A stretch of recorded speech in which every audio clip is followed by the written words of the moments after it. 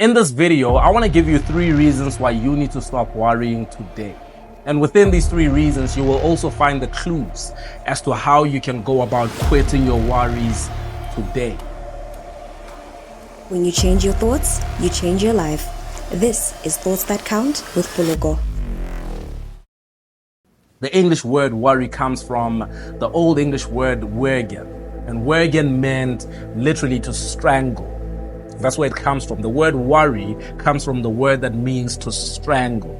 In other words, it is literally as though I've got my hands around your neck and I am strangling you. And if you have ever been a chronic worrier such as I was, you know that it feels exactly like that. Waking up in the middle of the night, breaking out in a cold sweat, feeling as if you can't breathe, feeling as if someone literally has their hands around your neck. So I want to talk to you about how to quit that, how to let go of that. The word wergen then went on over the years to mean to harass. Literally to bother you, to constantly pester you. And then it evolved into the word worry. So the reason I'm talking about this is because I understand the burden of worry. I understand the burden of living with this monkey on your back which says, what about tomorrow? What about next week? What about next year? What about the fact that you haven't figured this out yet? What about the fact that you haven't worked that out yet? What about the fact that you don't yet have this? And we're going to talk about that. And I really believe that these 3 things that I'm about to share with you will find truly helpful. Because you see, for myself, I can tell you quite honestly that I was a chronic worrier. I would sit up in the middle of the night worry. I would go throughout the day worry. And in that, you miss out on your life. You miss out on the year. You don't remember what happened last year simply because you spent most of it worried about this year. So, let's get into it. Number one, the first reason why you need to stop worrying today is because when you worry, you don't trust God. When you worry, you don't trust God. It is impossible for you to worry about something that you trusted God with. It is impossible for you to worry about something if you trust me and left it in my care. In other words, if you ask me to look after your child while you go away, the only reason why you would be really, really worried is because you don't fully trust me to do a good job with caring for your child. If you fully trusted me, you would have peace wherever you are. If you asked me to look after your home, if you had to ask the neighbors, keep an eye on him. And while you're away, you're constantly worried and constantly calling the neighbors, is everything okay at my house? What is he doing? It would likely be because you don't trust me. You understand that? So I'm saying to you right now that the reason why you are worried most of the time, the reason why you are worried about your life, about your future, is because you don't trust God. If you trusted God with your future, you would have peace today. And so I'm saying to you right now that you should rather make an effort to cultivate a heart that is peaceful. It might not be something that happens instantly, but direct your focus towards trusting God. Learn how to trust God. Learn more about who God is so that you can learn how to trust God. You need to learn how to trust God. As a matter of fact, I have a video on the channel which speaks about trusting God. I will make sure that it's in the description of this video. You can go watch that. It speaks about how you can go about trusting God, cultivating that trust. I know it's not easy. It's something that takes a process, but you have to go through it. So number one, you worry because you don't trust God. In the same way that you would worry about me because you don't trust me, you worry about your life because you don't trust God with your life. Number 2, when you worry, you forget what matters most. When you worry, you forget what matters most. When Jesus teaches about worry, he gives this incredible masterclass in Matthew chapter 6, and he gives these words, do not worry. He doesn't give it as a suggestion. He says, do not worry. Don't worry about your life. Don't worry about what you're gonna eat, what you're gonna wear, where you're gonna live. Don't worry about any of that, as it is our habit to worry about such things. And he says, as an antidote to worry, Seek first the kingdom of God, and all of these other things that you constantly worry about will be added to your life. So in other words, you are worried about these things because you have your perspective all warped, right? Your perspective is distorted. You have forgotten the thing that matters most. He says the thing that matters most is the kingdom of God, the principles that come with it, the ways of the kingdom of God. And if you seek the kingdom of God, if you seek to live according to the kingdom of God, not according to your own ideas of what life is supposed to look like, not according to the rules that are set for you by the society that you live in, but the kingdom of God, he says everything that you need will be added to your life. And so for many of us, what happens is we are constantly worried about things that you should just be receiving from God simply because you are concerned with the kingdom. Just because I'm concerned with my purpose, just because I'm concerned with serving, just because I'm concerned with fulfilling my calling, God just makes sure that I have all these other things that will contribute to the success of this mission that he's put me on. You understand what I'm saying? And so no wonder Jesus says that these things, the things such as what to eat, what to wear, where to live, he says such things are things that unbelievers worry about. He says people who don't have faith, people who don't believe in God, have to worry about such things because no one is there to look out for them. They don't believe that there's anyone to look out for them. But for you as a believer, these things should not bother you. They should not burden you. You should live a life that is bigger than the life that you're living right now. I truly don't believe that your life is fulfilled while you worry and stress about bills and about food and about clothing and about where to live. You're not supposed to live like that. I'm not supposed to live like that. I'm not saying that many of us don't live like that. I'm saying we're not supposed to. And if we're still living that way, it is okay for us to go on a mission to saying, God, I don't want to live this way anymore. He says, then seek first the kingdom of God. So when we worry, we miss what matters most, which is the kingdom of God and all of its righteousness. Number three,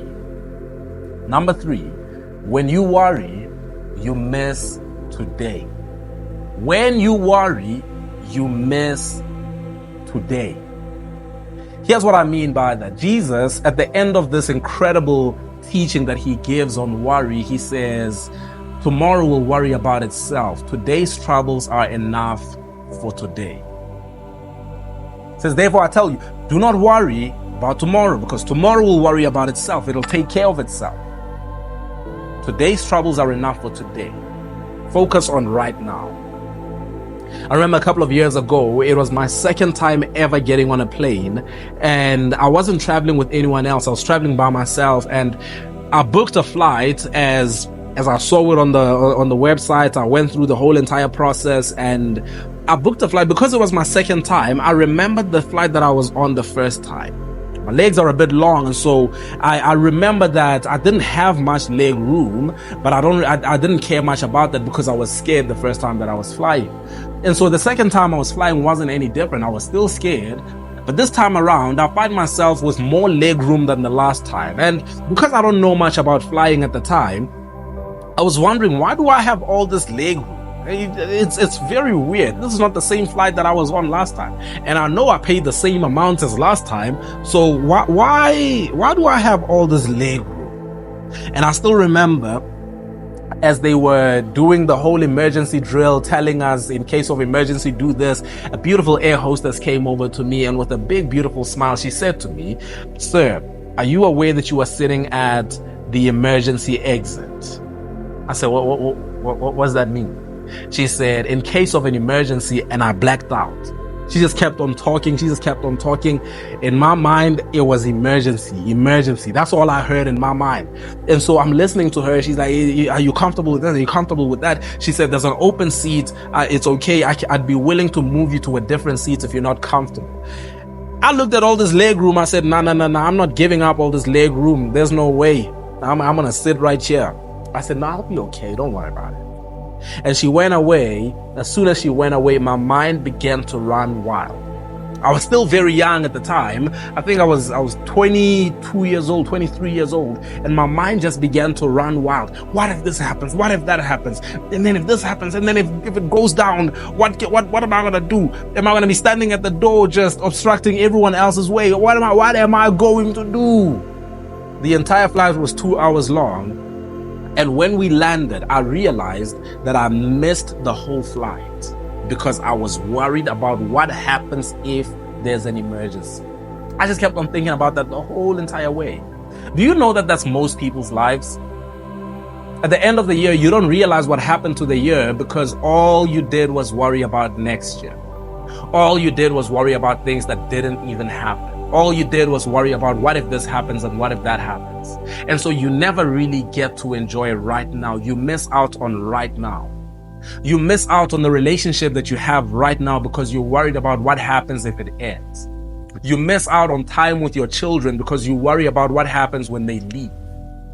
You miss out on your marriage, on the companionship that you have right now because you worry about what if they divorce me. So you miss out on what is right in front of you because you are worried about something that has not even happened and might never ever happen. And even if it does happen, you get to live it twice. You get to experience it twice. I'll tell you the truth. There are some things that I just chose not to worry about and they happen. And when it happened, I was okay with it because at least I didn't worry about it back then. I didn't get to live it twice. I got to go through it now, but I didn't have to go through it twice. So I'm saying to you right now that when you worry, you get to live through tragedy twice. And sometimes you get to live through tragedy that doesn't even occur. So I'm saying to you, when you worry, you miss today. So don't worry.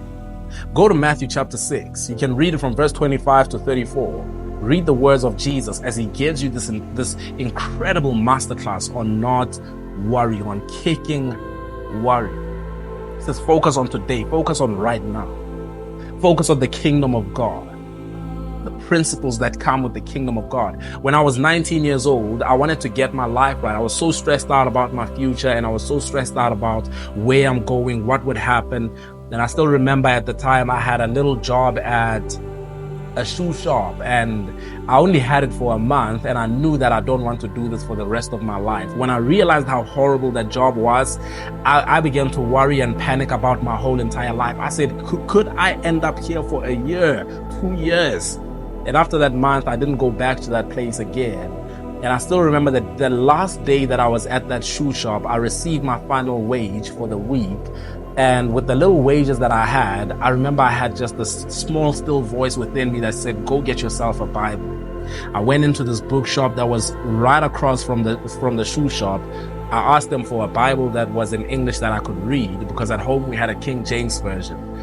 I took that Bible home and I began to read it every single day. I remember from the time when I was 19 years old, I was actually 18, about to turn 19.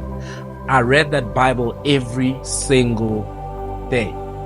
I just kept on reading it. I wanted to discover more of these principles of this kingdom. And I promise you that as I poured myself into the Bible, as I poured myself into the discovery of who God is, I got to find out about who I am and what He's calling me to do. All of my worries were taken away in an instant. All of my worries eliminated. And I knew for some reason there was something within me that said, you're gonna be okay. I didn't know how I was going to be okay because I certainly wouldn't get the security from my family. The security wouldn't come from anyone that I knew. I didn't have a family member like that. I didn't have such connections. But for some reason, I knew. And I said, God, I give you my life and the concerns for my life, I give them to you as well. The worries for my life, I give them to you as well. And I will worry about nothing. I will seek the kingdom of God, its righteousness. I will pursue the mission that you lay before me. And I will live my life in a way that pleases you, and you take care of everything else. When you change your thoughts, you change your life. This is Thoughts That Count with Poloko.